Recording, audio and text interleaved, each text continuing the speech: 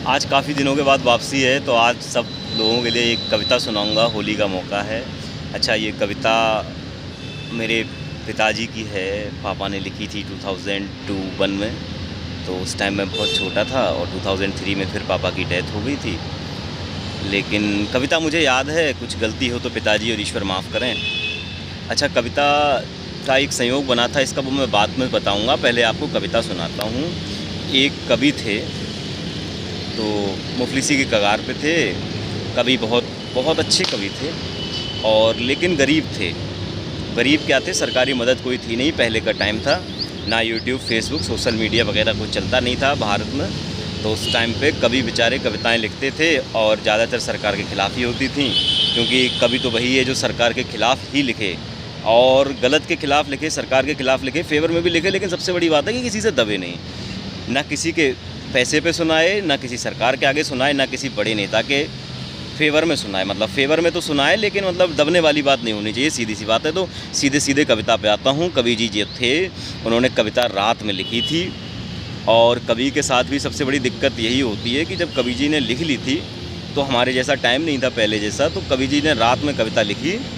और कवि जी मतलब जग रहे थे, और लेकिन कोशिश कर रहे थे कि सुना दूँ यार किसी के लिए, कम से कम कोई तो सुन ले मेरी कविता। अब कवि जी को कोई श्रोता मिल नहीं रहा था, रात का टाइम था, और कवि जी थे परेशान, और सुनने वाला ना कोई। और कवि जी सोचें कि करें तो क्या करें, और ना करें तो क्या ना करें, लेकिन उन्हें ना मिल रहा कोई। अब क्या होता है, रात में वही 10-11 बजे के आसपास गांव या शहर का जो भी माहौल रहा होगा, एक चोर की एंट्री होती है उसी टाइम पे। अच्छा, कवि जी मुफलिसी के कगार पे थे, कुछ ऐसा घर में था ही नहीं, तो कोई गेट वेट लगाते नहीं थे, दरवाज़ा। चोर भी गया, चोर ने भी इधर उधर काफ़ी देखा, लेकिन चोर को भी कुछ ना मिला। जब चोर इधर उधर मतलब खटखटाया, तो अच्छा, कवि जी का क्या था कि रात का समय था, कवि जी जग रहे थे, किसी श्रोता को तक रहे थे, उन्हें नींद नहीं आ रही थी, सोच रहे थे कोई आ जाए। अब जब कवि जी जग रहे थे, चोर ने जब खड़र करी, जब उसने देखा इधर उधर, तो थोड़ी आवाज़ हुई। तो कवि जी को लगा कि कोई है। तो कवि एकाएक चोर भागा। कवि जी जग रहे थे, किसी श्रोता को तक रहे थे, एकाएक चोर भागा, कवि का ब्रह्मांड जागा।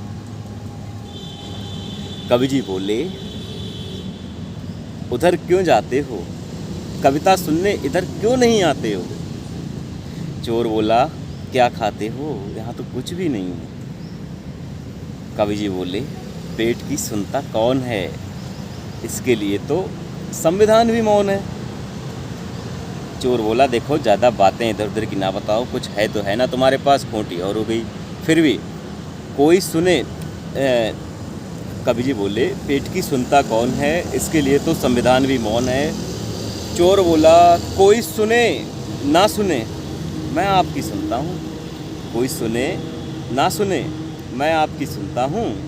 कल से आपको साथ लिए चलता हूँ, कल से आपको साथ लिए चलता हूँ। बस जी, तो ये पापा की कविता थी। ये छोटी सी कविता मैंने आपको सुनाने की कोशिश करी थी। होली का मौका है। और दूसरी चीज़ ये थी कि मैं आज सुबह में आया था, मेरा कोई दोस्त साथी आ नहीं पाया नेट प्रैक्टिस के लिए, तो मैं भी अकेला आ गया। मैंने सोचा कि कोई आ जाएगा तो मैं भी खेल लूँगा, तो मुझे भी चैन नहीं पड़ रहा था, लेकिन कोई मिल नहीं रहा था। तो मुझे बस पापा की याद है, बस पापा की इस कविता की याद आ गई कि कवि जी जग रहे थे, किसी श्रोता को तक रहे थे, मुझे भी चैन नहीं पड़ रहा है, कोई सामने वाला मिल नहीं रहा है। तो इसी कुछ कवि वाली स्थिति मेरी बन गई थी। खैर, मैं तो आज पता नहीं करूँगा, प्रैक्टिस नहीं करूँगा।